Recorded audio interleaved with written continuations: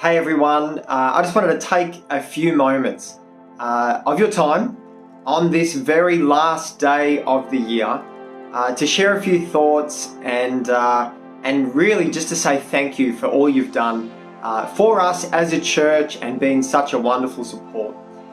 This year has been a very tough year.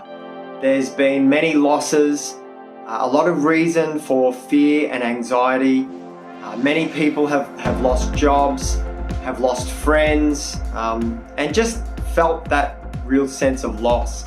And yet among it all, there's been a beautiful opportunity to thank God, to support one another, and to really go deeper in regards to our faith and trust in God's plan, whatever that brings. And I know at the beginning of the beginning of this year, many churches were saying, this is going to be the year of increase. This is the year of the triple blessing. And we were very much as a community saying, this is just another year of God's faithfulness, of God's goodness. Whatever happens this year, God is sovereign and God is in control. And that remains to be true. Regardless of the losses, regardless of how tough this year may have been for many, God is faithful and God is good. And so we still stand on that. And as a church, I kind of feel like, that song, I'm still standing better than I ever did. I don't know who wrote that song, or I just know that tagline. But as a church, we're still standing. We are still standing by the grace of God, not by the cleverness or our wit as a church, but we are standing by the grace of God. And if we still stand by the grace of God, then I believe that we must be standing for a reason. God must have a purpose for us in 2022. And so what's our response? Our response is that we are to remain faithful. We don't run on new vision. We don't run on fresh bells and whistles to keep us entertained. We stand on the faithfulness, never changing faithfulness of God. So we will continue to do that as we get into this new year.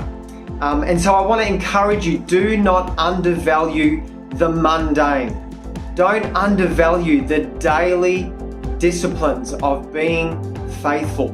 This coming Sunday, we get to gather again in person, and what a beautiful thrill that will be. So we will be gathering in person, and as we start this year, we're going to begin in the book of Psalms.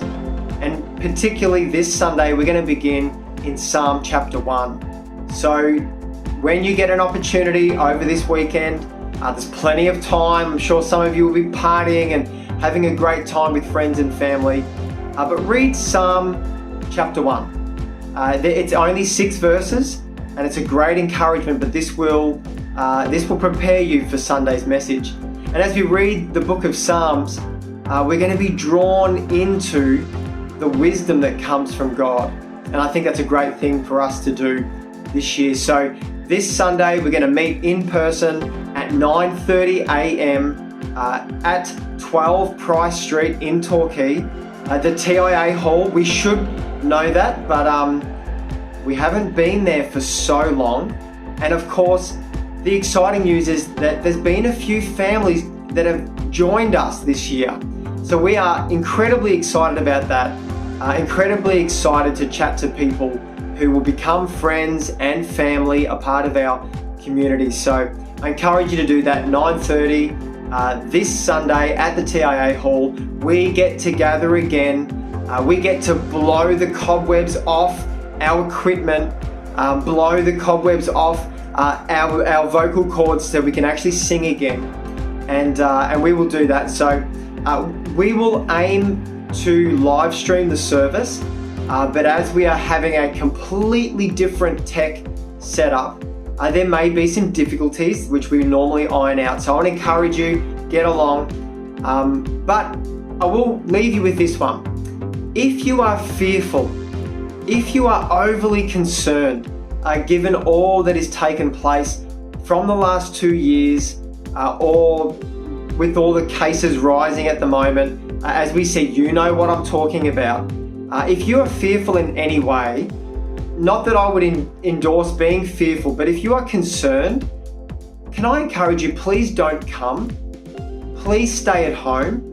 We will endeavour to get our service online, but take the time to feel comfortable before you come in. I think the last thing we need are people who are just fearful and concerned and worried, particularly on those first weeks. We will be respectful of each other. We will make sure that everyone is taken care of. But I just want to do that the right way. So if you've got any concerns, stay home. You can come back when you're not too concerned and things have calmed down for you a little bit, and we'll blow the cobwebs off and get it done. But I just want to end properly this way to say, guys, thank you so much for being who you are, for journeying with us together this past year. It has not been easy, but we are only here because of the faithfulness of God as expressed by your individual commitment to Him. That is not to be understated. And I personally am so thankful for each and every one of you who have shown your commitment to God in that way. So guys, God bless you. Have an awesome night. If you're going to bed at 10 o'clock tonight, then so be it. I may do just that.